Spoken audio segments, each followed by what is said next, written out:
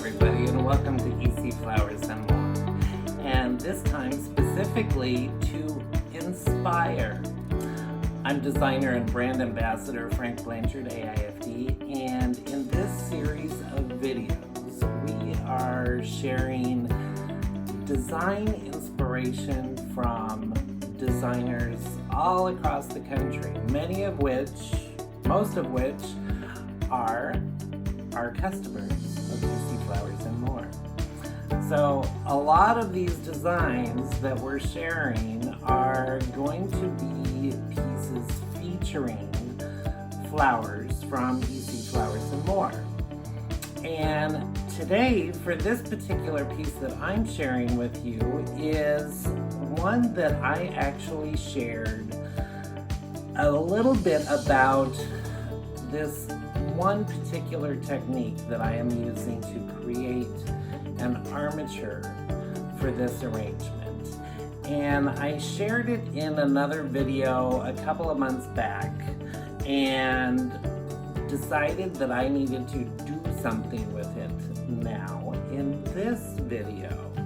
So I'm going to be doing this particular design featuring these gorgeous, gigantic, big spider disc buds from EC Flowers and More, along with some green trick or green ball dianthus, some mini calla lilies, and off my local market I've got some curly willow here that I'm going to be using, and a little bit of salal foliage, and also some maidenhair fern for this design, and very much Asian inspired.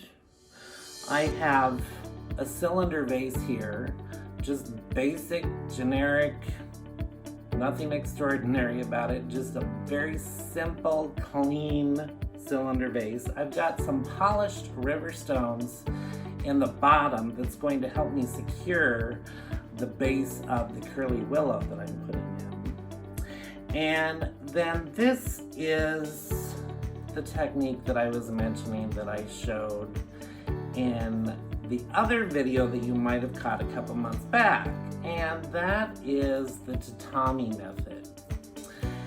And this is the very old traditional technique of making mats or matting that can be used for a variety of different things. And in this case, I'm using it in a decorative, artistic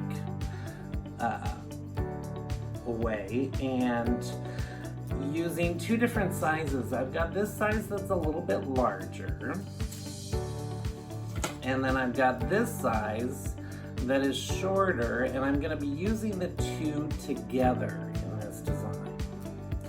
So for starters, I'm going to start with putting some of my curly willow in.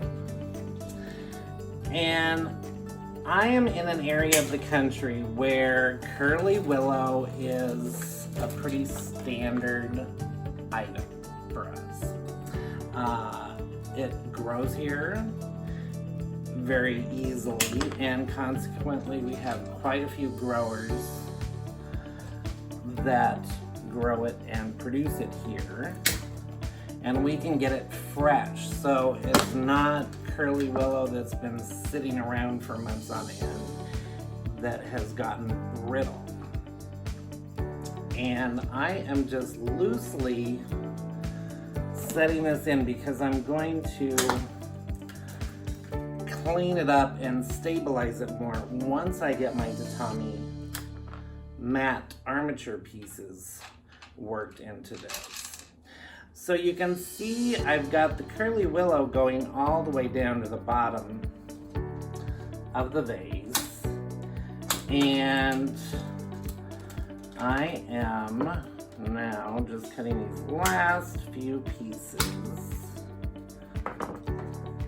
to put in, and I've pretty much cleaned off the bottom or butt end of the branch of this curly willow. Now, first tip of the day.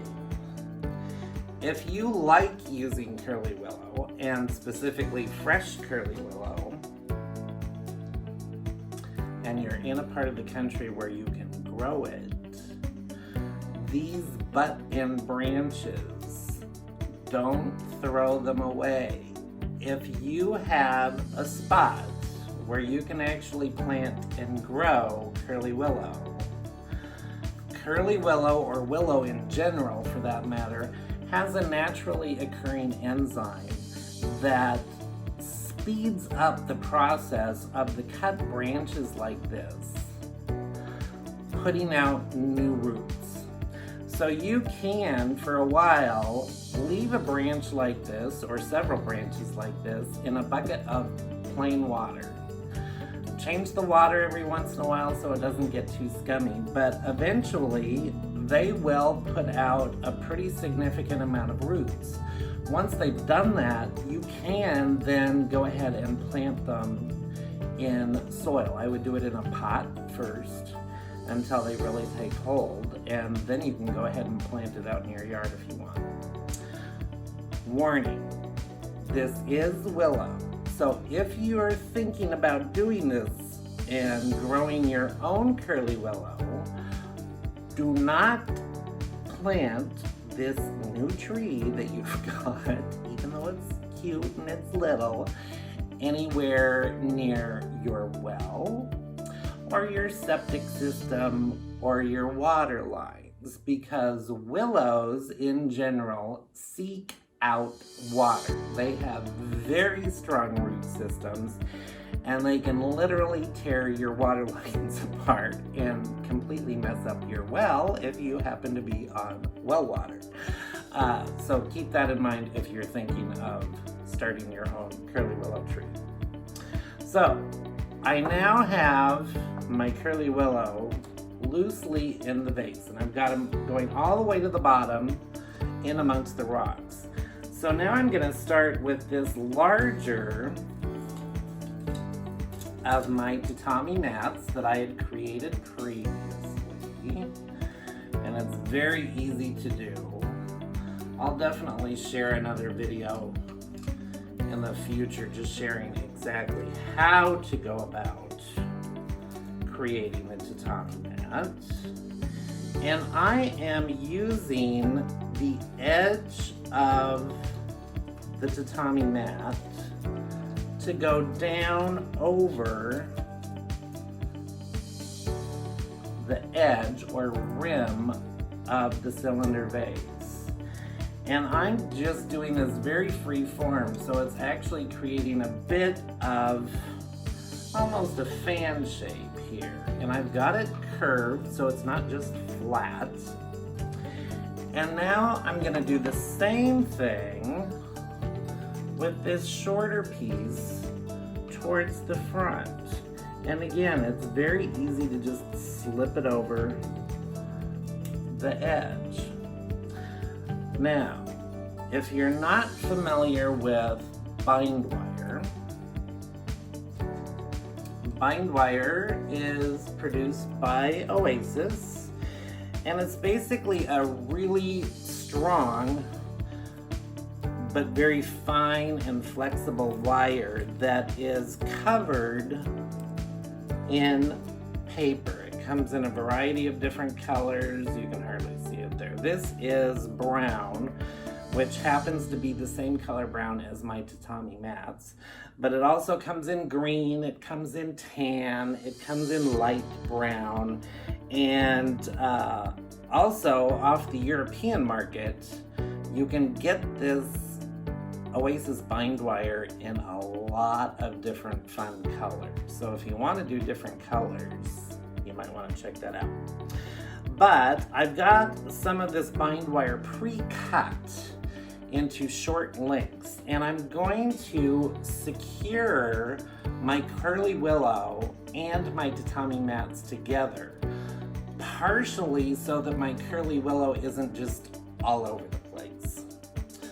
Because otherwise, if you've used big curly willow before, you are well aware that it can go a little crazy on you. So I'm just going to start by quickly getting some of my willow and wrapping my Oasis bind wire around it, and then working it in amongst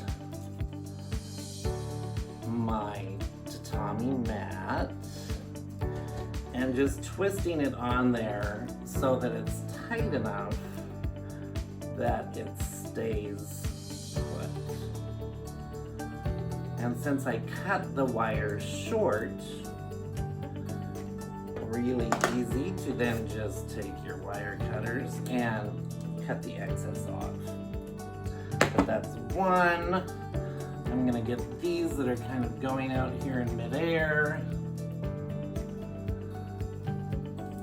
And there's always some point in design work where what you're creating can be a little wild. This is one of them.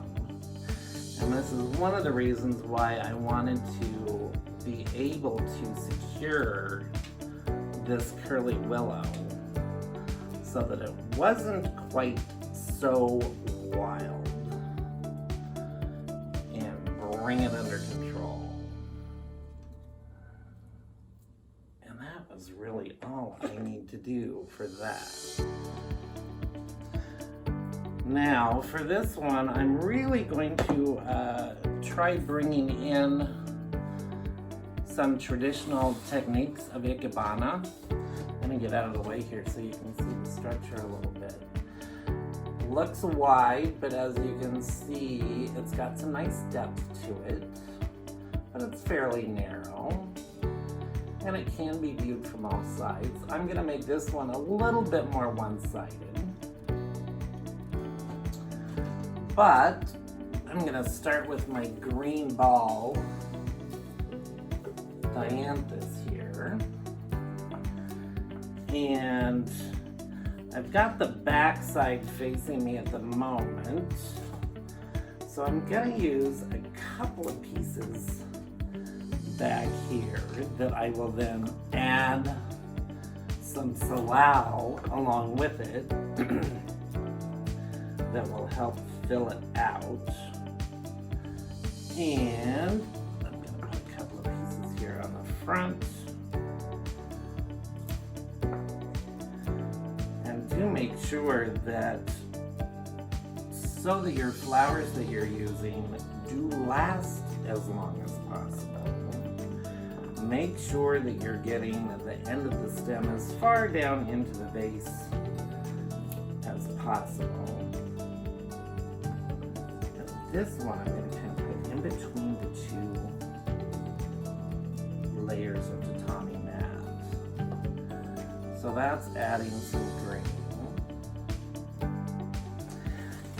I normally, when I do design work, do not always start with my greenery. Sometimes I do, sometimes I don't. It just kind of depends on what I'm creating and the look that I'm trying to achieve. Sometimes if you're doing a large scale design, possibly for a church or event work, something like that, you might actually need your greenery to be a big part of what helps hold your design together. And if that's the case, that's usually more the situation that I use to then add my greenery, more of my greenery, to a design that I'm creating first rather than later. But oftentimes I am doing the opposite. I frequently will create a design and then finish by accenting the design with my foliage. But there you go, I've got just a little bit of salal in with that. I'm gonna get this other out of the way a little bit. And I had mentioned Ikebana technique, heaven, man, and earth. And I'm also using these 3 gorgeous disc buds in such a way that I am reversing my focal point and the visual balance of the design. So frequently we put a focal point down low in a design, but for centuries these big disc buds like this have been grown in such a way that they naturally have really long stems. So for this particular design, I want to kind of show that off. So I'm going to leave the stems on these disc buds longer so that you can actually see that they're a long stemmed flower. And I'm just using 3, and I'm kind of keeping them up tall in the design, and I'm working them in amongst the curly willow to help hold them in place. This one I'm going to cut a little shorter, put it down lower here in the front, but these are all going to be up tall, slightly staggered. And if I get myself out of the way, you can see that a little bit more. You can also see that the fact that I have created armature is making a much larger and stronger statement than if I just had the cylinder base that I put some greens in and added the flowers to, and then I stopped. So this is a way that you can really use your creativity to add value to your design work. So I've got my disc buds in there along with the green trick or green ball dianthus, and now I'm going to add 3 of these mini callas, and I'm pretty much keeping the 3s in this. And I'm going to leave these somewhat grouped on this one side, and having it really create some depth to the overall design, so that I've got some up tall, some lower, but I'm going to keep them all kind of together. And the mini callas, you probably know, are one of those types of flowers that you can kind of coax the stem to be able to place the flowers in slightly different areas than you normally would if you just left them alone. And there are several different techniques of doing that. I generally will just massage it a little bit. You can also strip the outer cambium layer of the stem off on one side to make it a little more pliable. But then sometimes the flower won't last quite so long. Another trick that I also will do with the mini callas, and you can also do this with the really large callas as well, they last really well out of water.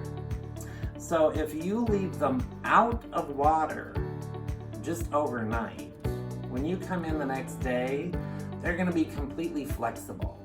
You can recut them and put them in designs and move them in all kinds of interesting directions, and you can secure them into place. And then once they're in water in your container, then they'll actually firm up and stay in that form, whatever way you put them in there. So that's something to consider and a fun way to use the callas.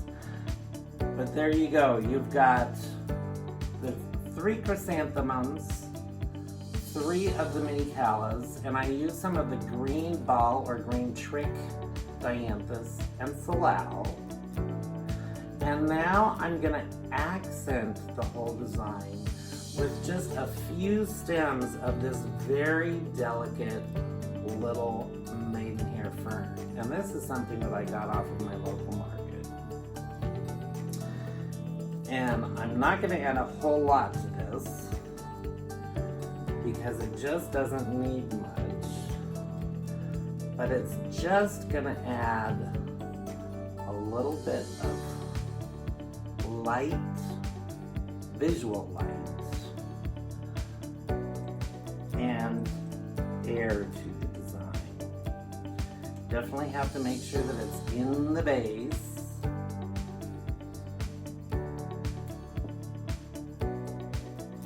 Have to turn this a little bit to get this in here.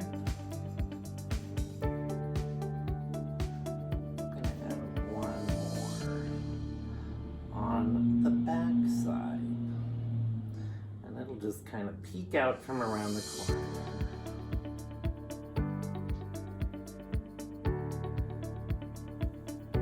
And there you go. A fun design that's really creating a presence and a statement because of the size of the armature of the tatami mats that I included in this. And that's a pretty fun design, something a bit more out of the box, but has a really light, airy feel about it. Hopefully this inspires you to create something. It would be interesting to see what others might create using the tatami mat method.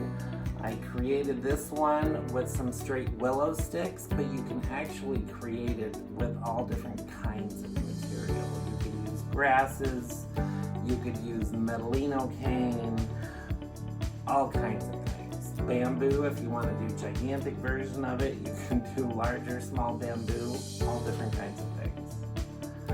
But there you go for this bit of inspiration, inspire, from Easy Flowers and More for you today.